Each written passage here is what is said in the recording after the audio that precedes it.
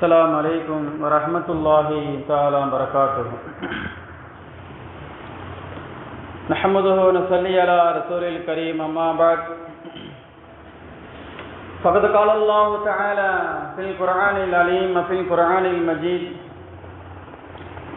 أعوذ بالله من الشيطان الرجيم من فضل بسم الله الرحمن الرحيم ربي اجعلني مقيم الصلاة ومن ذريتي ربنا تقبل دعاء. صدق الله العلي العظيم. وقال رسول الله صلى الله عليه وسلم: ريح الولد من ريح الجنة، أو كما قال رسول الله صلى الله عليه وسلم. قال ربي اشرح لي صدري ويسر لي أمري واحلل عقدة من لساني يفقهوا قولي. ربي زدني علما ربي زدني علما ربي زدني علما وارزقني فهما. سبحانك لا علم لنا إلا ما علمتنا إنك أنت العليم الحكيم. لا إله إلا أنت سبحانك إني كنت من الظالمين. لا حول ولا قوة إلا بالله العلي العليم. أستغفر الله العلي العليم أستغفر الله العلي العليم أستغفر الله العلي العليم الذي لا إله إلا الله محمد رسول الله صلى الله عليه وسلم. اللهم صل على محمد وعلى آل محمد كما صليت على إبراهيم وعلى آل إبراهيم إنك حميد مجيد، أو كما قال رسول الله صلى الله عليه وسلم. புகழ் அனைத்தும் அல்லாஹ் ஒருவனுக்கே சொந்தம். சலாத்தும் சலாமுன் எம்பெருமானார் முஹம்மது முஸ்தபா கரீம் ஸல்லல்லாஹு அலைஹி வஸல்லம் அவர்கள் மீதும், அவர்களை அப்படியே பின்பற்றி வாழ்ந்து மறைந்த சத்திய சஹாபாக்கள், தாபியீன்கள், தபா தாபியீன்கள், நல்லவர்கள், ஷுஹதாக்கள், வலிமார்கள், ஷேக்குமார்கள், குதுமார்கள், உலமா பெருமக்கள், இந்த சிறப்பு மிக்க இந்த ஜும்மாவிலே அமர்ந்திருக்கு நம்முடைய அனைவர்கள் மீதும் அல்லாஹ்வுடைய கருணை எப்பொழுது நின்று நிலவட்டுமாக.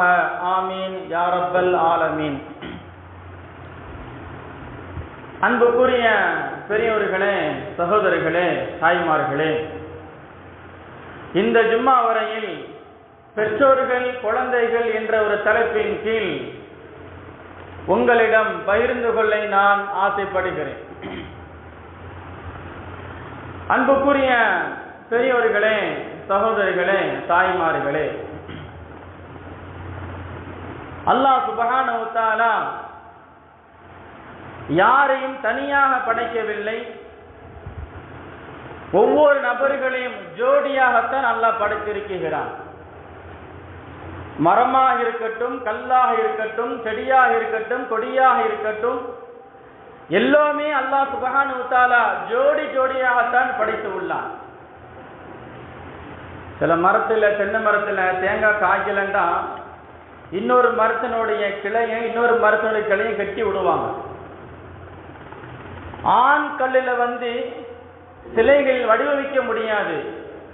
அதுக்குன்னு ஒரு கல், பெண் என்ற ஒரு கல் ஒன்று இருக்குங்கிறது.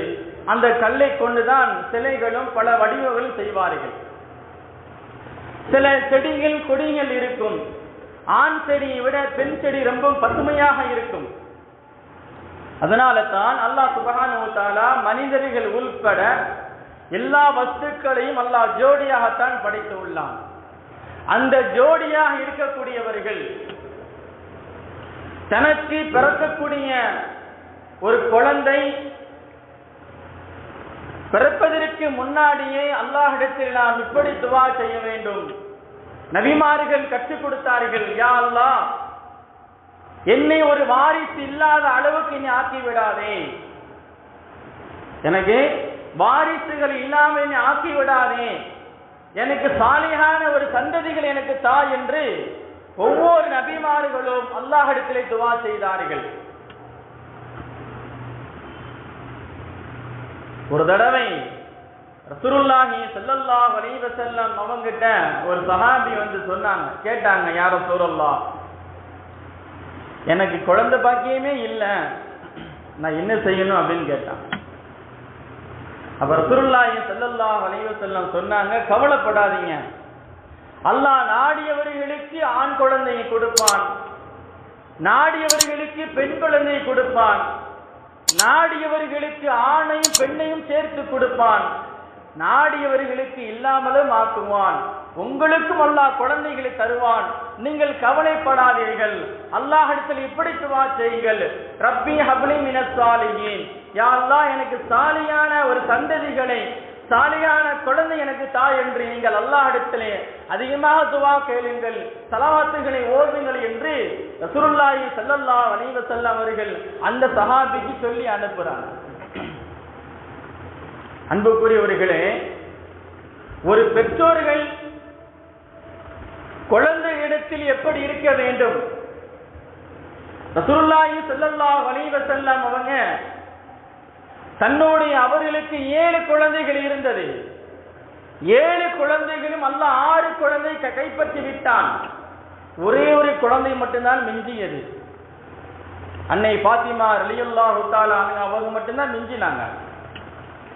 எந்த அளவுக்கு என்றால், ஒரு குழந்தை மீது ஒரு பெற்றோர்கள் தன்னுடைய வீட்டில் குழந்தைகளோடு இருக்கும் போது முதல்ல சுய ஒழுக்கம் என்பது அவசியம். மார்க்கம் சொல்லி தருகிறது. ரசூலுல்லாஹ் சொல்றாங்க, ஒரு வீட்டில் ஒரு குழந்தை ஒன்று பிறந்து விட்டால் அந்த குழந்தை கொஞ்சம் கொஞ்சமாக நடக்க ஆரம்பித்து, பேச ஆரம்பித்து, சாடைகள்லாம் பார்க்க ஆரம்பித்து, அந்த குழந்தை அப்படியாக ஆளாகும் போது அந்த பெற்றோர்கள் குழந்தைகளுக்கு முன்னாடி சுய ஒழுக்கத்தோடு கண்ணியத்தோடு அவர்கள் இருக்க வேண்டும். ரசூலுல்லாஹி ஸல்லல்லாஹு அலைஹி வஸல்லம் அவங்க தன்னுடைய மகளாரை பாத்திமா ரலியல்லாஹு தஆலா அன்ஹா அவர்களை சுய ஒழுக்கத்தோடு வளர்த்தார்கள். நபி அவர்களும் சுய ஒழுக்கத்தோடு இருந்தார்கள். ஒரு பெற்றோர்கள் தவறு செய்தால் அதை பிள்ளைகளுக்கு தெரியாமல் இருக்கிறது என்று நம்ம எல்லாம் நினைக்கிறோம். அதே ஒரு தவறு பிள்ளைகளுக்கு வந்துவிடக் கூடாது. சில நபர்கள் சில தவறுகள் செய்வார்கள், தன்னுடைய பிள்ளைகளை பக்கத்தில் வச்சுக்கிட்டு செய்வாங்க. கடைக்கு போயிட்டு வா, சிகரெட் வாங்கிட்டு வா, இப்படியான சில காரியங்கள் தன்னுடைய பிள்ளைகள் அனுப்புவாங்க. கடைசியில் காலம் என்னமாயிருச்சு, பிள்ளைகளுக்கு தகப்பனுக்கு முன்னாடியே பையன் சிகரெட் குடிக்கிறான். அப்போ சுய ஒழுக்கம் என்பது பெற்றோர்களுக்கு ரொம்பவும் அவசியம். அதுதான் மார்க்கம் சொல்லுகிறது. எந்த ஒரு பெற்றோர்கள் தன்னுடைய குடும்பத்தில் தன்னுடைய பிள்ளைகளை வளர்க்கும் போது சுய ஒழுக்கத்தோடு அவர்களும் இருந்து தன்னுடைய பிள்ளைகளை சுய ஒழுக்கத்தோடு யார் வளர்த்து வருகிறார்களோ அவர்கள்தான் சிறந்த பெற்றோர்கள் என்று முஹம்மது நபி ஸல்லல்லாஹு அலைஹி வஸல்லம் அவங்க சொல்லி காட்டுறாங்க. பிள்ளைகிட்ட மார்க்கத்தினுடைய பற்று அதிகமாக இருக்கணும். ஒரு பிள்ளை மார்க்கத்தினுடைய தீர்ப்பு சொல்லுது அப்படின்னா தந்தை அதை பார்த்து பெற்றோர்கள் ஆசைப்பட வேண்டும். பரவாயில்லை, என்னுடைய மகன் இந்த வயசில் யாருமே யோசிக்காத அளவுக்கு ஒரு தீர்ப்பை சொல்லிவிட்டானே என்று சொல்லும் போது பெற்றோர்கள் சந்தோஷப்பட வேண்டும், மனம் குளிர வேண்டும். இன்னைக்கு நம்ம என்ன செய்யறோம் அப்படின்னா, நமது பிள்ளைகளுக்கு கஷ்டத்தை சொல்ல மாட்டோம். பிள்ளைகள் என்ன கேட்டாலும் வாங்கி கொடுக்கிறோம், எவ்வளவு பணம் கேட்டாலும் கொடுக்கிறோம், எவ்வளவு வசதி வாய்ப்புகளை கேட்டாலும் வாங்கி, எப்படியாவது தன்னுடைய தலையை அடமான வைத்தாவது வாங்கி கொடுத்துறோம். ஏன் பிள்ளையாச்ச கொடுக்கலண்டா 4 பேர் 4 விதமா சொல்லுவாங்க அப்படின்னு வாங்கி கொடுத்துடுறோம். ஆனா கடைசியில விளைவு என்ன? வாழ்க்கையில் சீரழிந்து போகிறார்கள். இது காரணம் யாரு? பெற்றோர்கள் தான். அதே ஒரு பெற்றோர்கள் நீங்கள் உருவாகுவதற்காக வேண்டி உங்களுடைய பெற்றோர்கள் என்ன பாடுபட்டார்கள்? ஒருவேளை உணவுக்கு எவ்வளவு கஷ்டப்பட்டிருப்பாங்க. நல்லா யோசிக்கணும். உங்களுடைய பெற்றோரிடத்தில் 1 ரூபாய் அல்லது 50 பைசா, ஒரு 8 அணா வாங்குவதற்கு எவ்வளவு பாடுபட்டிருப்போம். சொல்லுவாங்கல்ல, எப்பா கஷ்டம் தெரிஞ்சு வளரணும்ப்பா, அப்பதான் காசோடைய அருமை தெரியும் அப்படின்பா. கஷ்டம் இல்லாம வளர்ந்துட்டான் அப்படின்னா எதை பத்தியோட எந்த அருமையும் அவர்களுக்கு தெரியாது. அப்ப நம்முடைய பெற்றோர்களுக்கு நம்மளை சுய ஒழுக்கத்தோடு ஒரு சமுதாயத்தில் ஒரு ஆளாக ஆக்கிவிட்டார்களே என்று நல்ல எண்ணத்தோடு நாம் இருக்கிறோம். அதே மாதிரி நம்மளுக்கு வரக்கூடிய பிள்ளைகள் இப்ப இருக்கக்கூடிய ஜெனரேஷன்ல இருக்கக்கூடிய பிள்ளைகளுடைய வாழ்க்கை சீரழிந்து கொண்டு இருக்கிறது. அப்ப நம்ம என்ன செய்யணும்? நம்ம எப்படி கஷ்டப்பட்டு வாழ்ந்தோமோ அந்த வாழ்க்கையை பிள்ளைக்கு சொல்லி கொடுக்கணும்.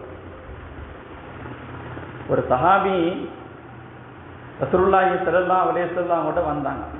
யா ரசூலல்லாஹ், நான் மக்களுக்கு அள்ளி அள்ளி கொடுக்கிறேன், மக்களுக்கு நான் அள்ளி அள்ளி யார் வந்து கேட்டாலும் இல்லை என்று சொல்லாத அளவுக்கு நான் அள்ளி அள்ளி கொடுக்கிறேன். ஆனால் என்னுடைய பிள்ளைகள் மட்டும் வந்து கேட்டால் நான் கஞ்சத்தனம் பிடிக்கிறேன் அப்படின்னாங்க. எப்படி? எல்லாரும் வந்து கேட்கிறாங்க, கொடுக்காரு, அள்ளி அள்ளி கொடுக்காரு, பரவாயில்லை. அதை பார்த்த உடனே பிள்ளைகளுக்கு ஆசை, நம்மளும் கேட்டா கிடைக்கும் அப்படின்ட்டு பிள்ளைகளும் கேட்கிறாங்க. ஆனா பிள்ளைகள் கேட்கும் போது தன்னுடைய கையை சுருக்கி கொண்டு கஞ்சத்தனம் கொள்கிறார். அப்ப இந்த செய்திய ரசூலுல்லாஹி ஸல்லல்லாஹு அலைஹி வஸல்லம் அவங்க சொல்றாங்க, யா ரசூலல்லாஹ், நான் இப்படி இருக்கிறேன். அப்படி சொல்லும் போது ரசூலுல்லாஹி ஸல்லல்லாஹு அலைஹி வஸல்லம் சொன்னாங்க, உங்களுடைய பிள்ளைகளை இன்னும் நீங்கள் கைகளை சுருக்கிக் கொள்ளுங்கள். அப்படின்னா என்ன? அப்படின்னா வீணான விரயம். ஒரு பையன்கிட்ட 100 ரூபாய் கொடுத்துட்டு அப்படின்னா 100 ரூபாய் கொடுத்து 10 நிமிஷம் கேட்டு பாருங்க, அவ்வளவுதான் முடிஞ்சு அப்படிமா. அப்ப நம்முடைய வாழ்க்கை, நம்முடைய பெற்றோர்கள் நம்மகிட்ட அவங்ககிட்ட 1 ரூபாய் வாங்குவதற்கு எவ்வளவு பாடுபட்டோம், எவ்வளவு அழுது மண்ணாடி கீழே விழுந்து பிறண்டு எந்திரிச்சு அவங்க கடைசியில இறக்கப்பட்டு கடைசி கட்டத்துல தான் அங்க எடுத்து கொடுப்பாங்க, சொல்லி கொடுப்பாங்க. எப்ப 1 ரூபாய் கொடுக்குறேன், 50 சவுக்கு வாங்கிட்டீங்க. சிலவங்க அந்த 1 ரூபாய் வாங்கிட்டு இந்த ஸ்கூலுக்கு போகும்போது 8 நாவுக்கு வாங்கி சாப்பிட்டு மீது 3/4 ரூபாய் கையில வச்சிருப்பாங்க. ஸ்கூல் விட்டு வரும்போது சாயந்தரம் ஏதாவது வாங்கி சாப்பிடணும் அப்படின்னா காசோட அருமை, அவருடைய பொருளாதாரம் என்ன கஷ்டப்பட்டார்கள் பெற்றோர்கள். நம்முடைய பிள்ளைகளை உருவாக்குவதற்கும் ஒரு சமுதாயத்தை உருவாக்குவதற்கும் ஒரு வீட்டை ஒரு கட்டுக்கோவலுக்கு கொண்டு போவதற்கு எவ்வளவு பாடுபட்டார்கள். அந்த நம்ம பட்ட கஷ்டத்தை வேர்வையாக ரத்தமாக சிந்துகிறோம். அதை நம்ம பிள்ளைக்கு சொல்லி வளர்க்கணும். எப்பா அங்க பாரு, ஒரு நேரத்தில் வெளிநாட்டில் போய் கிட்டத்தட்ட 10 ரியாலுக்கு நான் வேலை பார்த்துருக்கேன். ரொம்ப மோசமான வேலையை நான் பார்த்துருக்கேன். அவ்வளோ கஷ்டப்பட்டு தான் இன்னைக்கு வாழ்க்கை நான் முன்னேறுகிறேன் அப்படின்னா என்னுடைய கஷ்டமும் என்னுடைய உழைப்பு தான் காரணம். அதனால கஷ்டம் இல்லாத நீ வளரக்கூடாது அப்படின்னு சொல்லி பணத்தை அள்ளி கொடுக்குறோம். நம்மளுடைய கஷ்டத்தை சொல்லி கொடுக்கணும். எப்பா நான் இவ்வளவு கஷ்டப்பட்டேன், இவ்வளவு வேதனைப்பட்டேன், அடி வாங்கினேன், எக்ஸ்ட்ரா வேலை பார்த்தா அதுக்கு ஒரு காசு கிடைக்கும், நின்று நின்று கால்லாம் வீங்கிரும். அப்படிங்கிற நம்முடைய பிள்ளைகளுக்கு நம்முடைய கஷ்டத்தை சொல்லி வளர்க்கணும். இன்னைக்கு இருக்கக்கூடிய பிள்ளைகளுடைய ஜெனரேஷனை பார்த்தோம் அப்படின்னா யாருமே இந்த கஷ்டத்தை சொல்லி வளர்க்க மாட்டேங்கிறாங்க. இந்த தர்காக்களுக்கு ஆட்டுக்குட்டி நேர்ந்து விடுற மாதிரி பிள்ளைகளை நேர்ந்து விட்டுருந்தாங்க. அது வாட்டுக்கு போகுது, நேரம் கிடைக்கும் போது வருது. அப்போ பிள்ளைகளிடத்தில் ஒரு பெற்றோர்கள் சுய ஒழுக்கமாக இருந்தால்தான் நம்முடைய பிள்ளைகளும் சுய ஒழுக்கமாக உருவாகுவார்கள். அல்லாஹ் சுப்ஹானஹு வ தஆலா திருமறையில் இப்படி சொல்லுவான், அல் மாலு வல் பலூன ஸீனத்துல் ஹயாத்தத் துன்யா. செல்வமும் பிள்ளைகளும் இவ்வுலக வாழ்க்கையில் அலங்காரம் என்று அல்லாஹ் சொல்லுகிறான். அந்த அலங்காரத்தை நம்ம எப்படி பயன்படுத்தணும்? ஒரு செல்வம் ஒண்ணு கிடைக்கும் அப்படின்னா பிள்ளையும் செல்வமும் ஒண்ணுதான். அது கிடைக்கும் போது நம்ம அதை எப்படி பயன்படுத்த வேண்டும்? அது நல்ல முறையில் பயன்படுத்த வேண்டும். அந்த செல்வத்தில் நாம் கொஞ்சம் கவனக்குறைவாக இருந்துவிட்டோம் என்றால் அவருடைய வாழ்க்கையை சின்ன பின்னமாக மாறிவிடும். ரசூலுல்லாஹி ஸல்லல்லாஹு அலைஹி வஸல்லம் அவர்கள் ஒவ்வொரு பிள்ளைகளுக்கும் துஆ செய்திருக்கிறார்கள். தன்னுடைய மகளார் பாத்திமா ரலியல்லாஹு தஆலா அவர்கள் தன்னுடைய வீட்டில் அடுப்பு எரியாமல் இருந்தது. தன்னுடைய கணவர் அலி ரலியல்லாஹு தஆலா கேட்டார்கள், யா ரசூலல்லாஹ், வீட்டில் அடுப்பு எரிஞ்சு ரொம்ப நாள் ஆச்சு, பசியும் பட்டணியுமா நாங்கள் இருக்கிறோம், ஏதாவது கனிமத்து பொருள் வந்திருக்கும், ஏதாவது ஒன்று கொடுங்க அப்படின்ட்டாங்க. உடனே ரசூலுல்லாஹி ஸல்லல்லாஹு அலைஹி வஸல்லம், இங்க வாங்க, சுப்ஹானல்லாஹ் அல்ஹம்துலில்லாஹ் அல்லாஹ் அக்பர் சொல்லுங்க போங்க அப்படின்ட்டாங்க. மறுபடி பாத்திமா அனுப்பி விடுறாங்க. பாத்திமா ரலியல்லாஹு தஆலா அன்ஹா ரசூலோட வந்து கேட்கிறாங்க. கதவை தட்டி கேட்கும் போது ரசூலுல்லாஹி ஸல்லல்லாஹு அலைஹி வஸல்லம் தன்னுடைய மகள் அல்லவா, சதைத்துண்டு அல்லவா, ஈரக்கொடை அல்லவா, தன்னுடைய மகளாரை கெட்டி அணைத்து நெத்தியில முத்தம் கொடுத்து என்னமா வேணும் அப்படின்னு கேட்கும் போது, யார் சொல்லலாம், நாங்க சாப்பிட்டு 3 நாள் ஆச்சு, சாப்பிட்டு 3 நாள் ஆச்சு, பசி வயிறெல்லாம் சுருங்கி விட்டது, கனிமத்து பொருள் ஆடு ஏதோ வந்திருக்காமல, அந்த ஆட்டுல 2 ஆடை கொடுத்தீங்கன்னா கொஞ்சம் பால் கறந்து கொஞ்சம் வியாபாரம் செய்து நாங்கள் வச்சுக்கிறோமே அப்படின்னு சொல்லும் போது ரசூலுல்லாஹி ஸல்லல்லாஹு அலைஹி வஸல்லம் பாத்திமா ரலியல்லாஹு தஆலா பார்த்து கேட்டாங்க, பாத்திமாவே உனக்கு உலகத்தின் மீது ஆசை வந்து விட்டதா? நம்மளாம் இருந்தா, அல்லாஹ் அக்பர், நம்மளாம் இருந்தா என்ன செஞ்சிருப்போம்? என் பிள்ளையாச்ச, இருந்தாலும் பெற்ற மனம் கல்லாகுமா ஆகாது. ஆனால் ரசூலுல்லாஹி ஸல்லல்லாஹு அலைஹி வஸல்லம் அவங்க ஒரே வார்த்தையில கேட்டாங்க, பாத்திமாவே உனக்கு உலகத்தின் மீது ஆசை வந்து விட்டதா என்று சொல்லும் போது பாத்திமா ரலியல்லாஹு தஆலா அன்ஹா ரொம்ப மௌனமாக இருந்தார்கள். நீ மறுமை மீது ஆசைப்படு.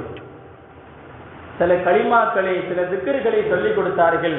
அல்லாஹ்ட்ட ஓதி அதிகமாக துஆ செய், ஸலவாத்துகளை ஓதி, லா இலாஹா சுப்ஹானல்லாஹ் அல்ஹம்து அல்லாஹ் அக்பர் எல்லா கலிமாக்களையும் ஓதி அல்லாஹ் வானத்திலிருந்து உனக்கு ரிஸ்க் தருவான் என்று ரசூலுல்லாஹி ஸல்லல்லாஹு அலைஹி வஸல்லம் அவர்கள் சொல்லி அனுப்புனாங்க. அலி ரலியல்லாஹு தஆலா வீட்டில் இருக்கிறாங்க. பாத்திமா ரலியல்லாஹு தஆலா வரகையை பார்த்த உடனே தன்னுடைய மனைவியிடம் ஏதாவது ஒன்று கொடுத்து அனுப்புவாங்க. பசியால் சாப்பிட்டு பசி கொஞ்சம் அடக்கிக்கலாம் அப்படின்னு ஒரு ஏக்கத்தோடு இருந்தவங்களுக்கு ஏமாந்த நிலை. உடனே பாத்திமா ரலியல்லாஹு தஆலா வருகையை பார்த்து அலி ரலியல்லாஹு தஆலா கேட்டாங்க, என்னமா பாத்திமா, உங்களுக்கு என்ன சொல்லி கொடுத்தாங்களோ அதை தான் எனக்கும் சொல்லி கொடுத்துருக்காங்க.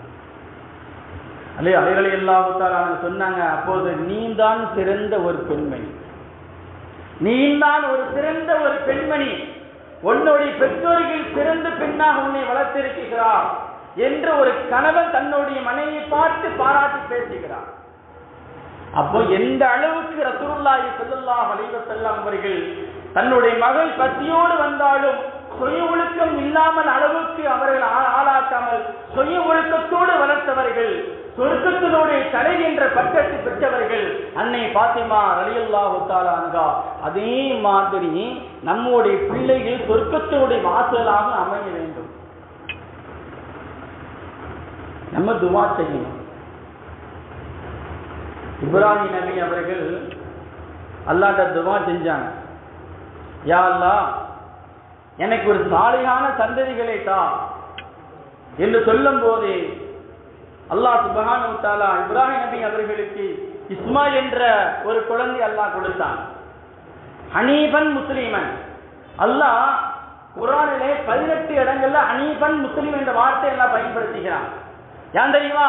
இப்ராஹிம் நபி அவர்கள் உண்மையான முஸ்லிம், பிறப்பிலே அவர்கள் முஸ்லிம் என்று அல்லாஹ் முத்திரை போடுகிறான் குர்ஆனிலே. அப்படி இருக்க இப்ராஹிம் நபி அவர்கள் தன்னுடைய குழந்தை பிறந்த உடனே கஅபத்துல்லாஹ்வுக்கு தூக்கிட்டு ஓடுறாங்க. போய் அல்லாஹ்விடம் துஆ செய்றாங்க, யா அல்லாஹ் என்னுடைய குழந்தையை சாலியான குழந்தைகளாகவும் உனக்கு இணையில்லாத குழந்தைகளாகவும் உனக்கு கட்டுப்படக்கூடிய குழந்தைகளாக என்னுடைய குழந்தையை ஆக்குவாயாக என்று இப்ராஹிம் நபி அவர்கள் அல்லாஹ்விடத்தில் துஆ செய்தார்கள். ஏன் துஆ செய்தார்கள்? வரக்கூடிய பின்னாடி வரக்கூடிய காலம் என்பது மோசமான காலம். அதை வச்சு அவர்கள் தன்னுடைய பிள்ளையிடம் துஆ செய்கிறாங்க, யா அல்லாஹ் என்னுடைய பிள்ளையை இணையில்லாத பிள்ளையாகவும் உனக்கு நன்றியுள்ள பிள்ளைகளாக இந்த குழந்தையை ஆக்குவாயாக என்று நபி இப்ராஹிம் அலைஹிஸ்ஸலாம் அவர்கள் தன்னுடைய பிள்ளைகளுக்கு துஆ செய்கிறார்கள். நபி இப்ராஹிம் அலைஹிஸ்ஸலாம் அவர்கள் கேட்ட ஒரு துஆவை கூட அல்லாஹ் சுப்ஹானஹு வ தஆலா திருமறையை பதிவு செய்கிறான். ரப்பி ஜஅல்னி முகீமி ஸலாத்தி வ மின் துர்ரியத்தி ரப்பனா தகப்பல் துஆ. என் இறைவா என்னை என் சந்ததிகளையும் தொழுகையை நிறைவேற்றக்கூடியவனை ஆக்குவாயாக, என்னுடைய பிரார்த்தனையை நீ ஏற்றுக்கொள்வாயாக என்று நபி இப்ராஹிம் அவர்கள் செஞ்ச துஆவை அல்லாஹ் குர்ஆனை பதிவு செய்கிறான். அப்ப நம்முடைய குழந்தைகளுடைய விஷயத்தில் ஒவ்வொரு பெற்றோர்களும் ரொம்பவும் கவனமாக இருக்க வேண்டும். ஊரை கூப்பிட்டு கல்யாணம் முடிச்சு வைக்கிறோம், ஒரு மாசத்திலே தலாக்குடைய பிரச்சனைகள் நிறைய பிரச்சனைகள் வந்து விடுகிறது. காரணம் என்ன? ஒரு பெற்றோர்கள் தன்னுடைய வீட்டில் சுய ஒழுக்கத்தோடு கண்ணியமாக அல்லாஹ்வுக்கு பயந்து வாழக்கூடிய பெற்றோர்களாக இருந்தால் நம்முடைய பிள்ளைகள் தவறு செய்ய மாட்டார்கள். அதே ஒரு பெற்றோர்கள் கவனம் குறைவாக இருந்து அல்லாஹ்வுடைய அச்சம் இல்லாமல் இருந்தால் தன்னுடைய பிள்ளைகள் தவறு செய்வார்கள். நபி தாவூத் அலைஹிஸ்ஸலாம் அவர்கள் பலஸ்தீனுடைய காப்பாளர், மிகப்பெரிய ஒரு அறிஞர், மாமன்னர், காலி என்று சொல்வார்கள் தாவூத் அலைஹிஸ்ஸலாம் அவர்கள். தாவூத் அலைஹிஸ்ஸலாம் அவர்கள் அந்த மன்னராக இருக்கும் போது இரண்டு நபர்கள் வந்தார்கள். வந்து கேட்கிறாங்க, நபி அவர்களே, என்கிட்ட முந்திரி தோட்டம் ஒன்று இருந்துச்சு. அந்த முந்திரி தோட்டத்தில் இவருடைய ஆடு மேய்ந்து விட்டது. அவர் அசன் தூங்கிட்டார். ஆட்டை பற்றி விட்டு நீங்கள் நிறைய பேர் அப்படித்தான் சில இடங்கள்லாம் அவுத்து விட்டுருவாங்க. எங்கேயாவது மேய்ஞ்சிட்டு வந்து ஏதாவது திண்டு வீட்டுக்கு ஏதாவது காய வச்சிருப்பாங்க, ஏதாவது முக்கியமான வச்சிருப்பாங்க, ஆடு திண்டு வந்துடும். அதே மாதிரி அந்த முந்திரி தோட்டம் இவருடையது. அந்த முந்திரி தோட்டத்தை ஃபுல்லாக அந்த ஆடு மேய்ஞ்சிருச்சு. கவலையோடு வந்து அந்த ஆட்டையும் பிடிச்சி ஆட்டுக்காரரையும் பிடிச்சிட்டு தாவூத் அலைஹிஸ்ஸலாம் பக்கத்துக்கு வந்தாங்க. நபி அவங்களே, எனக்கு ஒரு தீர்ப்பு சொல்லி ஆகணும். இவருடைய ஆடு என்னுடைய முந்திரி தோட்டத்தில் ஃபுல்லாக மேய்ஞ்சி எல்லா முந்திரி வீணாகிடுச்சு. ஒன்னில் வளர்ச்சில் நேரம், அறுவடை பண்ணுற நேரம் எல்லாம் வீணா போச்சு, ஆடு தின்றுச்சு. ஒரு தீர்ப்பு சொல்லி ஆகணும் அப்படின்னு சொல்லும் போது தாவூத் அலைஹிஸ்ஸலாம் என்ன செஞ்சாங்க, எப்பா ஒரு தோட்டம் வந்து உன்னுடைய ஆடு வீணாயிடுச்சு, உன்னுடைய ஆடு வீணாக்கிடுச்சு. அந்த தோட்டத்தினுடைய உணவு எந்த அளவுக்கு இருக்கு அப்படின்னா ஒரு ஆட்டினுடைய விலை தான் இருக்கும். நீ ஆடை நீ வச்சுக்கோ, நீ போ அப்படின்ட்டாங்க. ஆட்டை கொடுத்துட்டு ஆட்டுக்காரர் கவலையோடு வெளியே போறாரு. 11 வயசு நிரம்பிய ஒரு குழந்தை, 11 வயசு நிரம்பிய ஒரு குழந்தை தாவூத் அலைஹிஸ்ஸலாமுடைய மகன் சுலைமான் அலைஹிஸ்ஸலாம் அவர்கள் வெளியே இருந்து வீட்டுக்குள்ள வராங்க.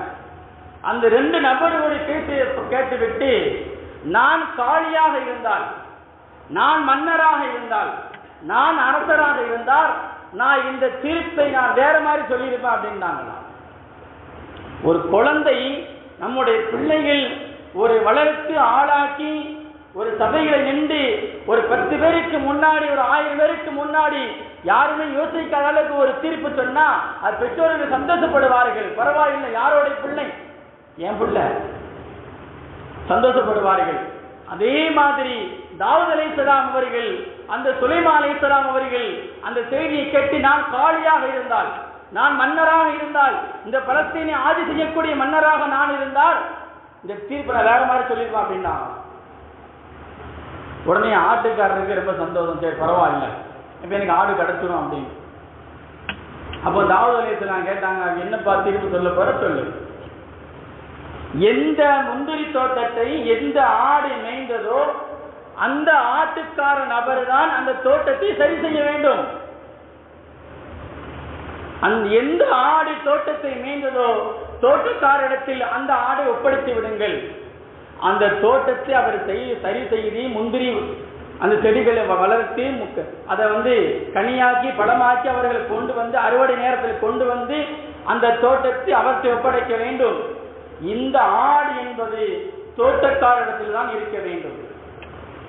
இவர்கள் இந்த ஆற்றில் இருக்கக்கூடிய பாலை அவர்கள் அறிந்து கொள்ளலாம், இது மூலியம் அவர்கள் பலம் பெறலாம் என்று சுலைமான் அலைஹிஸ்ஸலாம் அவர்கள் அந்த 11 வயசில் அந்த தீர்ப்பு சொல்லும் போது தாவூத் அலைஹிஸ்ஸலாம் அவர்கள் எனக்கு வராத யோசனை உனக்கு வந்துவிட்டது என்று சொல்லி அவர்களை பாராட்டினார்கள். இதே மாதிரி இன்னொரு தீர்ப்பு ஒன்று வந்துச்சு. 2 பெண்களுக்கு குழந்தை பிறந்தது. அதுல ஒரு குழந்தை, ஒரு பெண்ணுடைய குழந்தையை ஓனாய் தூக்கிட்டு ஓடிடுச்சு. அந்த 2 பெண்களும் இது என்னுடைய குழந்தை தான் இந்த சண்டை போட்டுக் கொண்டிருக்கிறார்கள். அந்த சண்டைகள் அதிகமாகி தாவூத் அலைஹிஸ்ஸலாம் தீர்ப்புக்கு வருகிறது. தாவூத் அலைஹிஸ்ஸலாம் அவர்கள் வந்த உடனே வயசுல மூத்த பெண்ணு இருக்கிறாங்க, வயசுல கம்மியான பெண்ணு இருக்கிறாங்க. தாவூத் அலைஹிஸ்ஸலாம் சொன்னாங்க, ஏமா நீ வயசுல கம்மியான பெண்ணு, வயசுல மூத்த பெண் அவங்க, அந்த குழந்தைங்க அவங்ககிட்ட கொடுத்துரு, அது அவங்களுடைய குழந்தை என்றுதான் சொல்கிறார்கள். நீ வயசு கம்மியான பெண்ணு தானே, நீ திருமணம் மறுபடி முடித்து இன்னொரு குழந்தை பெற்றுக்கொள்ளலாம் என்று சொல்லும் போது அவர்கள் மனம் கவலையோடு அந்த குழந்தையை கொடுத்து விட்டு சென்று விட்டார்கள். இதே மாதிரி ஒரு சம்பவம் வீட்டை விட்டு வெளியே வரும்போது சுலைமான் அலைஹிஸ்ஸலாம் அதே 11 வயசு நிரம்பிய அந்த வாலிபர் வருகிறார். மறுபடி சொன்ன வார்த்தையை மறுபடி சொல்கிறார், நான் காலியாக இருந்தால், நான் அரசராக இருந்தால் இந்த இதுக்கு நான் வேற வேற திருப்பி சொல்லிப்பேன் அப்படின்னாங்களாம். தாவூத் அலைஹிஸ்ஸலாமுக்கு ஒண்ணுமே ஓடலை. என்னடா அது, எங்க வந்தாலும் என்னுடைய மகன் ஒரு செக் ஒன்று வைக்கிறானே அப்படின்னு. உடனே சுலைமான் அலைஹிஸ்ஸலாம் அந்த குழந்தையை தூக்கிட்டு உள்ள வந்தாங்க. 2 பேரும் உள்ள வாங்கினாங்க. உள்ள வந்த உடனே அந்த குழந்தைய நடுவில் வைத்து அந்த குழந்தையை 2ஆக வெட்டி ஆளுக்கு பாதியை கொடுத்துருங்க அப்படின்ட்டாங்களாம். இந்த குழந்தைய 2ஆக வெட்டி ஆளுக்கு பாதியா கொடுத்துருங்க அப்படின்ட்டாங்களாம். அந்த சிறு வயசு பெண்ணுக்கு தாங்க முடியல. இந்த குழந்தை எனக்கே வேண்டாம், இந்த குழந்தை இந்த அளவுக்கு சித்திரவதை செய்து 2ஆக ஆளுக்கு பாதி என்ற எங்களுக்கு தேவையில்லை, அந்த குழந்தைங்க அவங்ககிட்டே கொடுத்துருக்கன்னு சொல்லும் போது சுலைமான் அலைஹிஸ்ஸலாம் அவர்கள் 11 வயசு நிரம்பிய அந்த சுலைமான் அலைஹிஸ்ஸலாம் அந்த இருந்த அந்த பெண்களில் வயசு மூத்த அந்த பெண்ணை பார்த்தார்கள். எந்த விதமான கவலை இல்லாமல் இருந்தார்கள். கவலையோடு இருந்தது யாரு? அந்த வயசில் கம்மியான அந்த பெண். அப்ப வயசு மூத்த அந்த பெண் தாவூத் அலைஹிஸ்ஸலாம் வந்து கேட்டாங்க, நபி அவர்கள் என்னை மன்னித்து விடு, குழந்தைக்கு ஆசைப்பட்டு நான் இது மாதிரி செய்து விட்டேன். இந்த தீர்ப்பை சொன்ன அந்த குழந்தைகளுடைய அந்த தீர்ப்பை பார்த்து தாவூத் அலைஹிஸ்ஸலாம் அவர்கள் சந்தோஷம் அடைந்தார்கள், துஆ செய்தார்கள். அதே மாதிரி பிள்ளைகளை நம்ம உருவாக்கணும். நம்முடைய பிள்ளைகளை நம்ம உருவாக்கணும். ரசூலுல்லாஹி ஸல்லல்லாஹு அலைஹி வஸல்லம் ஒரு ஹதீஸிலே சொல்வாங்க, இதா அஃதஹ அவுலாதக்கும் ஃபஅல்லிமுஹு லா இலாஹ இல்லல்லாஹ். ஒரு குழந்தை என்பதை பேச ஆரம்பித்து விட்டால் பெற்றோர்களாகிய நாம் அந்த குழந்தைகளுக்கு லா இலாஹ இல்லல்லாஹ் என்ற கலிமாவை நாம் சொல்லிக் கொடுத்து வளர்க்க வேண்டும். மறுபடி சொல்றாங்க, அக்ரிமு அவுலாதக்கும் வஅஹ்சினு அதபக்கும் யுக்ஃபிர் லக்கும். நபி ஸல்லல்லாஹு அலைஹி சொல்றாங்க, ஒரு குழந்தையை, உங்களுடைய குழந்தைகளை நீங்கள் கண்ணியப்படுத்துங்கள், நல்லொழுக்கம் குழந்தைகளாக நீங்கள் உருவாக்குங்கள், உங்களுடைய பாவங்கள் மன்னிக்கப்படும் என்று ரசூலுல்லாஹி ஸல்லல்லாஹு அலைஹி வஸல்லம் அவர்கள் சொல்லி காட்டுகிறார்கள். மன் கான இன்தஹு சபீம் ஃபல்யதசாபஹு லஹு. நபி அவர்கள் சொல்றாங்க, நீங்கள் உங்களுடைய குழந்தைகளை பார்த்தால் நீங்களும் குழந்தைகளாக மாறிவிடுங்கள் என்று நபி அவங்க சொல்றாங்க. அப்போ நம்முடைய வீட்டில் ஒரு பெற்றோர்கள் பிள்ளைகளை கண்டிக்கவும் வேண்டும், பிள்ளைகிட்ட இருக்கும் போது குழந்தைகளாக மாறி இருக்க வேண்டும். பிள்ளைகளை தவறு செய்யக்கூடாது, தவறு செய்யாத அளவுக்கு ஒரு பெற்றோர் தன்னுடைய பிள்ளைகளை மாற்றி அமைக்க வேண்டும். ரசூலுல்லாஹி ஸல்லல்லாஹு அலைஹி வஸல்லம் அவங்க அப்பாஸ் ரலியல்லாஹு தஆலா அவர்களுக்கு 3 குழந்தை ஒன்று இருந்துச்சு. அப்துல்லா, உபைதுல்லா, கசீர் ரலியல்லாஹு அன்ஹு 3 குழந்தைகள் இருந்தது. அந்த 3 குழந்தைகளும் விளையாடும் போது ரசூலுல்லாஹி ஸல்லல்லாஹு அலைஹி சொல்றாங்க, என்னை யாரு முதல்ல தொட்டு வராங்களோ நான் அவங்களுக்கு ஒரு பரிசு ஒன்று கொடுப்பேன் அப்படின்றாங்களாம். அந்த 3 குழந்தைகளும் ரசூலுல்லாஹி ஸல்லல்லாஹு அலைஹி வஸல்லம் அவர்களை 3 அவர்களும் ஓடி அவர் நெஞ்சு மீது மேலே விழுந்தார்கள். நபி அவர்கள் சாய்ந்தார்கள். அந்த 3 குழந்தைகளையும் கட்டி அணைத்து அந்த குழந்தைகளுக்காக வந்து ஒரு துஆ செய்தார்கள். ஒரு பெற்றோர் அப்படின்னா தன்னுடைய பிள்ளைகளுக்கு துஆ செய்யக்கூடிய பெற்றோர்களாக இருக்க வேண்டும். ஒரு குழந்தை பெற்றோர்களுக்கு துஆ செய்யக்கூடிய குழந்தைகளாக இருக்க வேண்டும். இன்னைக்கு யார் அப்படி இருக்கிறார்? தொழுகை நேரம் பாங்க சொல்றாங்க, பள்ளிவாசல்ல தொழுகை நடந்துகிட்டு இருக்கு, இந்த முனையில உட்கார்ந்து வெடி வெடிச்சுக்கிட்டு இருக்கிறாங்க. அப்ப எத்தனை பேருடைய தொழுகை வீணா போகுது. அப்ப என்ன அர்த்தம்? பெற்றோர்கள் சரியில்லை என்றுதான் சொல்ல முடியும். தொழுகை நடந்துகிட்டு இருக்கு, 5 வக்து வாங்க சொல்லப்படுகிறது. நான் லொஹர்ல இருந்து ஆரம்பிக்கப்பட்ட அந்த வெடி சவுண்டு இஷா வரை வெடி வெடியா தான் இருக்குது. யாருக்கு தீபாவளி வருதோ இல்லையோ, நமது பிள்ளைகளுக்கு தீபாவளி சீக்கிரமா வந்துருது. கண்டிக்கணும். பிள்ளைகளோட விஷயத்துல ரொம்ப அக்கறை செலுத்தணும்.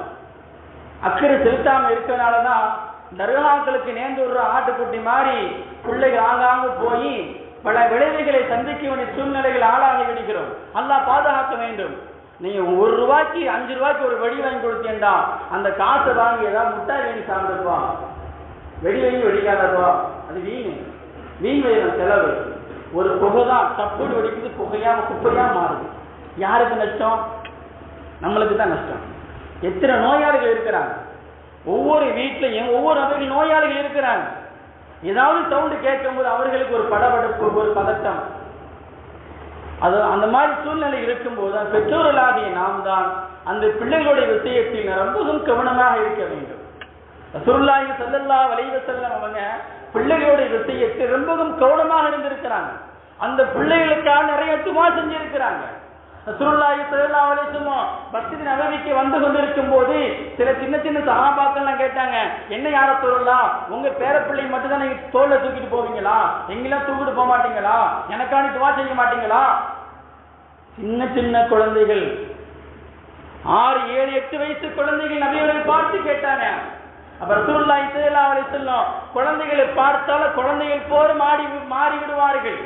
அப்ப ரசூலுல்லாஹி ஸல்லல்லாஹு அலைஹி வஸல்லம் கேட்ட குழந்தைய அடி தூக்கி அணைத்து தன்னுடைய தோளில போட்டுட்டு பள்ளியாசலுக்கு போவாங்களாம். அந்த மாதிரி பெற்றோர்களாக நாம் இருக்க வேண்டும்.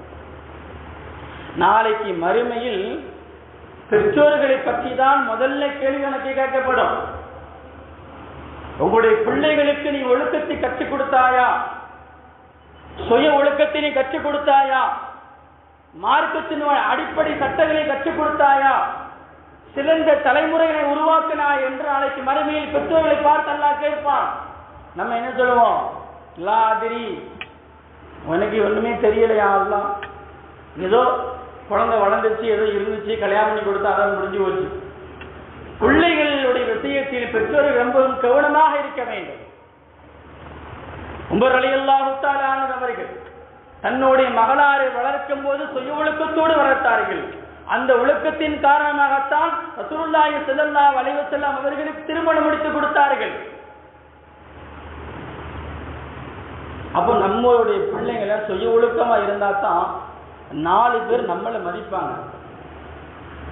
பிள்ளைகளுக்கு காலேஜுக்கு போகுதுன்னு அனுப்புறோம், என் பிள்ளை யார்கிட்ட பேசுது, நடவடிக்கை என்ன, எந்த திசை பக்கம் போகுது, அவருடைய பழக்க வழக்கம் என்ன என்பதை எல்லாம் நான் ஆராய வேண்டும். அந்த பிள்ளைகளை கண்காணிக்க வேண்டும். காலையில அனுப்பிட்டு வயிற்றுல அடி வைத்து நெருப்ப கட்டினா ஒண்ணு கிடைக்காது. பிள்ளைகள் விஷயத்தில் பெற்றோர்கள் ரொம்பவும் கவனமாக இருக்க வேண்டும். பாத்திரமல்ல, சமீபத்தில் இப்போ 2 நாளைக்கு முன்னாடி சொல்வதற்கே வாய் கூசுது, இப்படியும் இருக்குகிறார்களா? சில பெற்றோர்கள் தன்னுடைய பிள்ளைகளை ரசிகர்களாக உருவாக்குகிறார்கள். ரசிகர் மன்றம் எத்தனை உயிர் போச்சு? 10 லட்ச ரூபா, 5 லட்ச ரூபா, 30 லட்ச ரூபா கொடுத்தா போன உயிர் வருமா? சின்ன குழந்தைங்க, 2-3 வயசு குழந்தை, ஒரு பெண்ணுக்கு காதும் கேட்காது, வாய் பேச முடியாது.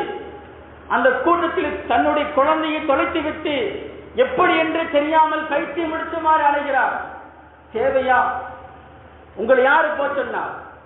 ஒவ்வொரு கூட்டத்துக்குமே நம்முடைய பிள்ளை என்று கேட்டா அவன் சொல்றான், எனக்கு அந்த ரசிகரை பிடிக்கும் தான், எனக்கு இந்த ரசிகரை பிடிக்கும் தான், அவர் மாதிரி ட்ரெஸ் போடணும் தான், அவர் மாதிரி கைலி கொடுத்தணும் தான், அவர் மாதிரி முடி வெட்டணும் தான். என்ன ஜென்மம்? நாளைக்கு பெற்றோர்கள் தான் அல்லா இடத்துல குற்றவாளியாக நிற்பார்கள். பிள்ளைகளுடைய விஷயத்தில் ரொம்பவும் கவனமாக இருக்க வேண்டும். ரசூலுல்லாஹி ஸல்லல்லாஹு அலைஹி வஸல்லம் சொல்வாங்க, ரீகள் வலதி மின் ரீகள் ஜன்னதி, குழந்தை என்பது சொர்க்கத்தினுடைய வாடை. குழந்தை என்பது சொர்க்கத்தினுடைய வாடை. அந்த வாடை நம்மளை விட்டு கை போச்சுன்னா நம்ம நாசமா போயிடும். நல்லா பாதுகாப்பு. அப்ப சொர்க்கத்தினோட வாடை நம்ம பக்கத்தில் இருக்கும் அப்படின்டா ரொம்பவும் கண்ணு கருத்துடன் அவருடைய பிள்ளைகளை பாதுகாக்க வேண்டும்.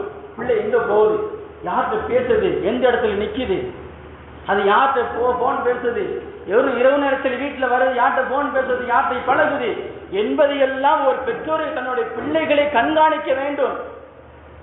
அப்ப எந்த ஒரு பிள்ளை நீ பாக்குறோம் அல்லவா, மாற்று மத தகவலோடு சேர்ந்து எத்தனை பிள்ளைகள் போகுது, கை கொடுத்து நிற்குது, கை கொடுக்குது. சமூக வலைத்தளங்களை பார்த்தோம் என்றால், நான் அவர் ரசிகர், அவருக்கு நான் கை கொடுக்கிறேன், இவர் என்னுடைய ரசிகர், நான் இவருக்கு கை கொடுக்கிறேன், ஒரு முஸ்லிம் பெண்மணி. அப்ப என்ன அர்த்தம்? பெற்றோர்கள் சுய ஒழுக்கம் இல்லாமல் போனதால தான் பிள்ளைகள் கருதலையாக மாறுகிறார்கள். நல்லா பாதுகாக்க வேண்டும். ரசூலுல்லாஹி ஸல்லல்லாஹு அலைஹி வஸல்லம் அவங்க குழந்தைகளுடைய விஷயத்தில் ரொம்பவும் கவனமாக இருந்திருக்கிறாங்க. ஒரு பெற்றோர்கள் தன்னுடைய வாழ்க்கையை கஷ்டப்பட்டு வாழ்க்கையில் முன்னேறி ஒரு நல்ல ஒரு இடத்துக்கு வந்தா அப்படின்னா அந்த வாழ்க்கை நம்முடைய பிள்ளைகளுக்கு கிடைக்கும். நம்ம நிம்மதியா வாழ்றோம், நான் கஷ்டப்பட்டு இன்னைக்கு நான் சந்தோஷமா இருக்கிறேன் அப்படின்னா அந்த சந்தோஷம் உங்களுடைய பிள்ளைகளுக்கு நல்லா கொடுப்பான். நீங்க ஆரம்பத்துல கஷ்டப்பட்டீங்கன்னா அந்த கஷ்டத்தினுடைய பலனை அந்த பிள்ளைகளுக்கு சந்தோஷத்தை நல்லா கொடுப்பான். மதீனாவுல துப்பா என்று சொல்லக்கூடிய ஒரு மன்னர் ஒருத்தர் இருந்தார். இன்னைக்கு எப்படி பலஸ்தீன காசாவுடைய மக்களை இஸ்ரேல் எப்படி உள்ள வந்து கொலைக்கு வந்த நாட்டில் எனக்கு சொந்தம் கொண்டாடுறாங்களோ அதே மாதிரி மதீனாவில துப்பா என்ற ஒரு மன்னன் வந்து மதீனாவை அழிப்பதற்கு முன் வந்தான். மதீனாவை அழிக்க முன் வந்தவன் இடத்தில் மதீனா வாசிகள் எல்லாருமே மதீனா வாசிகளுக்கு பொதுவாகவே அள்ளி கொடுப்பதுதான் பழக்கம், வாங்கி பழக்கம் அல்ல. அள்ளி அள்ளி கொடுப்பார்கள். எதிரி வந்து கேட்டாலும் துரோகி வந்து கேட்டாலும் எந்த விதமான மனக்கசப்பு இல்லாம அள்ளி அள்ளி கொடுப்பார்கள். அப்படி கொடுத்ததான மதீனா பூமி. அந்த மதீனா பூமி அழிப்பதற்கு துப்பா என்ற ஒரு மன்னன் வந்தான் உள்ள. நீ எப்படி இஸ்ரேலு உள்ள வந்து இருந்துட்டு ஏன் சொந்த நாடு அப்படின்னா உழைக்க வந்த சொந்தம் கொண்டாடலாம், எத்தனை மக்கள் உயிர் போச்சு. அதே மாதிரி மதீனாவை அழிப்பதற்கு உள்ள வாரான். உள்ள தெரிஞ்சிருச்சு, மக்களுக்கு மதீனாவை அழிக்கத்தான் வந்திருக்கான்னு தெரிஞ்சிருச்சு. மதீனாவுடைய மக்கள் அந்த எதிரியாக இருந்தாலும் அவர்களுக்கு உணவு கொடுத்து உபகாரம் செய்தவர்கள் மதீனாவாசிகள். அங்க இருந்த உணவு கொடுக்கும் போது சில ஆலிம்கள் மார்க்க அறிஞர்கள் சொன்னாங்க, எப்பா ஒரு மதீனாவை அழிக்க வந்திருக்க, மதீனாவுடைய மண் என்பது சாதாரண மண் அல்ல. ஒரு நபி வருவார், ஹிஜ்ரத் செய்து கல்லாலும் சொல்லாலும் அடிபட்டு ரத்தங்கள் சிந்தி தன்னுடைய பயணத்தை புனிதமான பயணமாக அல்லாஹ் ஆக்கியவர்களுக்கு கொடுத்து மதீனாவை வந்து அடைவார். புனிதமான பூமி, இந்த புனிதமான பூமியில் இரத்த கலகத்தை உண்டாக்கி விடாதே என்று அந்த துப்பா என்ற மன்னருக்கு அங்கிருந்த மிகப்பெரிய மார்க்க அறிஞர்கள் சொல்கிறார்கள். அதுப்பா நபிதா யாரு? அப்ப அங்கிருந்து சொல்றாங்க, முன் வயத்தில் அறிவிக்கப்பட்ட அந்த அகமது என்ற வார்த்தையை எடுத்துப்பார் என்று மார்க்க அறிஞர்கள் சொல்லும் போது அந்த துப்பா என்ற அந்த மன்னர் மார்க்க அறிஞர்களை கேட்டு முன்னுள்ள வேதத்தை வாங்கி படித்து நபியவர்கள் இப்படியாப்பட்டவர்களா, அவர்களுக்கு முன்னறிவிப்பு இப்படியெல்லாம் செய்திருக்கிறான் அல்லாஹ் என்ற வார்த்தையை கேட்டு அந்த துப்பா என்ற ஒரு மன்னன் அந்த இடத்தில் இஸ்லாத்துக்கு வந்து விட்டான். இஸ்லாத்துக்கு வந்தது மட்டும் இல்லாமல் அவன் சொல்லுகிறான், நபி ஸல்லல்லாஹு அலைஹி வஸல்லம் அவருடைய ஹிஜ்ரத்துடைய பயணம் மக்காவிலிருந்து மதீனாவுக்கு வந்தால் நான் அது வரைக்கும் உயிரோடு இருந்தாலும் நபி ஸல்லல்லாஹு அலைஹி வஸல்லம் அவர்களுக்கு பாதங்களை கழுவி நான் குடிப்பேன், அவர்களுக்கு உபகாரம் செய்வேன் என்று சொல்லி அவன் கொஞ்ச நாள் இறந்துட்டான். அந்த துப்பா என்ற ஒரு மன்னருக்கு பிறந்த குழந்தைதான் அபு அய்யூப் அன்சாரி என்ற சொல்லக்கூடிய ஒரு நபி தோழர். நபி ஸல்லல்லாஹு அலைஹி வஸல்லம் அவங்க முன்னறிவிப்பு செய்யப்பட்ட நபி ஸல்லல்லாஹு அலைஹி வஸல்லம் மதீனாவுக்கு வராங்க. மதீனாவுக்கு வந்து தன்னுடைய ஒட்டகத்திலிருந்து கீழே இறங்குறாங்க. இறங்கின உடனே அந்த ஒட்டகம் யார ஊட்ட பக்கம் போச்சு? எல்லாருக்கும் தெரிஞ்சதுதானே, அபு அய்யூப் அன்சாரி. அவன் அன்சாரி யாரு தெரியுமா? மதீனாவை அழிக்க வந்த துப்பா என்ற சொல்லக்கூடிய மகன். அப்போ ஒரு தகப்பன், மதீனாவை அழிக்க வந்த தகப்பன் நபியவர்கள் முன்னறிவிப்பை கேட்டுவிட்டு இஸ்லாத்துக்கு வந்து வாழ்க்கை கொஞ்ச காலத்தில் அவன் இறந்து விட்டான். ஆனால் அல்லாஹ் சுப்ஹானஹு வ தஆலா அவர் தந்தை இஸ்லாத்தை ஏற்றின் காரணத்தினால் தன்னுடைய பிள்ளைகளுக்கு செல்வத்தை அல்லாஹ் அதிகமாக்கி கொடுத்தான். மிகப்பெரிய பரக்கத்தான இடத்தை அல்லாஹ் அவர்களுக்கு கொடுத்தான். காரணம் என்ன? நபி ஸல்லல்லாஹு அலைஹி வஸல்லம் வருகை அந்த வீட்டுக்கு இருந்தது. அப்படியாப்பட்ட பிள்ளைகளாக நாம் உருவாக்க வேண்டும், சந்ததிகளாக நாம் உருவாக்க வேண்டும். நபி ஸல்லல்லாஹு அலைஹி வஸல்லம் சொல்றாங்க, நல்லொழுக்கத்துடன் குழந்தைகளை வளர்ப்பதை விட வேற தாய்மார்கள் யாரும் இல்லை. நல்லொழுக்கத்தோடு யார் ஒரு குழந்தையை உருவாக்குகிறார்களோ அந்த குழந்தை சமுதாயத்தை கட்டி காக்கும் என்று நபி அவர்கள் சொல்லுகிறார்கள். கை நிறைய தர்மத்தை செய்வதை விட நல்லொழுக்கம் குழந்தைகளை உருவாக்குங்கள். கை நிறைய தர்மம் செய்வதை விட நல்லொழுக்கம் குழந்தைகளை பெற்றோர்கள் உருவாக்குங்கள். உங்களுடைய வாழ்க்கை எல்லாம் செம்மையாக்கி விடுவான். ரசூலுல்லாஹி ஸல்லல்லாஹு அலைஹி வஸல்லம் அந்த குழந்தைகளுக்காக நிறைய துஆ செஞ்சிருக்கிறாங்க. குழந்தைகளை சபிக்காதீங்க, நாசமா போறவன், நாயை பேய நீ வழங்க மாட்டடா, இப்படி எல்லாம் பிள்ளைகளை மன கஷ்டப்பட்டு யாரும் திட்டாதீங்க. இரவு மாடு என்று சொல்லி திட்டி அந்த மாதிரி வார்த்தைகள், மோசமான வார்த்தைகள் விடும்போது மலக்குமார்கள் எந்த நேரத்தில் வேணாலும் ஆமீன் சொல்லுவாங்க. இந்த பிள்ளையோட வாழ்க்கை அப்படியே மாறிடும். பைத்தியக்காரனா அல்லாஹ் அப்படியே மாத்திடுவான். அல்லாஹ் பாதுகாப்பு எருமா அல்லாஹ் அப்படியே மாத்திடுவான். அப்ப நம்ம பிள்ளைகளை நம்ம என்ன செய்யணும்? கண் குளிர்ச்சி அப்படின்னா அல்லாஹ் நம்மளுக்கு அதெல்லாம் சொத்து வேற என்னென்ன சொத்து? கோடிக்கணக்கில் பணம் காசுல இருந்தா நிம்மதி கிடைச்சிருமா? ஒரு வீட்டை ரொம்ப வருஷம் கழிச்சு ஒரு குழந்தை பிறந்துச்சுன்னா அதை விட சொத்து வேற என்ன இருக்கு நம்மளுக்கு? அந்த குழந்தைகளுடைய விஷயத்தை நான் ரொம்பவும் கவனமாக இருக்க வேண்டும். ரசூலுல்லாஹி ஸல்லல்லாஹு அலைஹி வஸல்லம் அதனால தான் சொல்லுவாங்க, நீங்க பிள்ளைகளை திட்டதாக இருந்தாலும் மனக்கவலையோடு பிள்ளைகளை பேசுவதாக இருந்தாலும் நல்ல வார்த்தைகள் பேசுங்க. நீ மக்காவுக்கு இமாமா போயிடுவ, நீ மக்களுக்கு தண்ணீர் கொடுப்ப, நீ மக்களுக்கு உணவு கொடுப்ப, நீ மக்களுக்கு உதவி செய்வ, நீ 5 நேரம் தொழுகுவ, நீ ஹஜ்ஜுக்கு எல்லாரையும் கூட்டிட்டு போவ, நீ உம்ரா செய்வ, ஏழைகளுக்கெல்லாம் நீ உணவு கொடுப்ப அப்படின்னு பிள்ளைகளை அந்த கோபத்து வரும்போது நல்ல வார்த்தையோடு பெற்றோர்களை திட்டுங்க. அல்லாஹ் அதை ஆமீன் சொல்லிட்டாங்க அப்படின்னா அல்லாஹ் அப்படி கபூலாக்கி விடுவான். ஒரு பெற்றோர்கள் தான் ஒரு குழந்தையோடு வளர்க்கக்கூடிய ஒரு அடிவாரமே அங்கதான் இருக்கிறது. அப்ப அந்த பெற்றோர்கள் முதல்ல சுய ஒழுக்கமாக இருக்க வேண்டும். சுய ஒழுக்கத்தோடு பிள்ளைகளை உருவாக்க வேண்டும். எந்த ஒரு பெற்றோர்கள் சுய ஒழுக்கத்தோடு இருந்து தன்னுடைய பிள்ளைகளை சுய ஒழுக்கத்தோடு யார் வளர்த்தி இந்த சமுதாயத்தில் ஆளாக்குகிறார்களோ அவர்கள்தான் சிறந்த பெற்றோர்கள், அவர்கள்தான் சொர்க்கத்துடைய சித்திகள் என்று நபி ஸல்லல்லாஹு அலைஹி வஸல்லம் சொன்னது மாதிரி அல்லாஹ் சுப்ஹானஹு வ தஆலா நம்மளை நம்முடைய பிள்ளைகளுக்கு சாலிகான பெற்றோர்களாகவும் நமது பிள்ளைகளை சாலிகான பிள்ளைகளாகவும் இறையச்சவாதி பிள்ளைகளாகவும் இந்த நபிமார்கள் எல்லாம் இப்ப தன்னுடைய பிள்ளைகளுக்கான துவா செய்தார்களோ அப்படியேப்பட்ட பெற்றோர்களாகவும் இந்த சமுதாயத்தில் சிறந்த ஒரு பிள்ளைகளாகவும் மார்க்க அறிஞர்களுடைய பிள்ளைகளாகவும் ஆகக்கூடிய பாக்கியத்தை வழங்கும் அல்லாஹ் உங்களுக்கும் எனக்கும் இந்த ஊர் வாசிகளுக்கு அல்லாஹ் வழங்குவானாக.